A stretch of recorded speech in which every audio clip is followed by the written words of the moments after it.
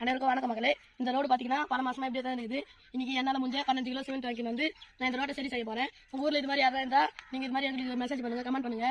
நாங்கள் எங்களுக்கு முடிஞ்ச உதவி உங்களுக்கு செய்கிறோம். நாங்கள் இது ஏபிஎம் ப்ளஸ் ஸ்டார் தான் செய்கிறோம். YouTube with YouTube boys.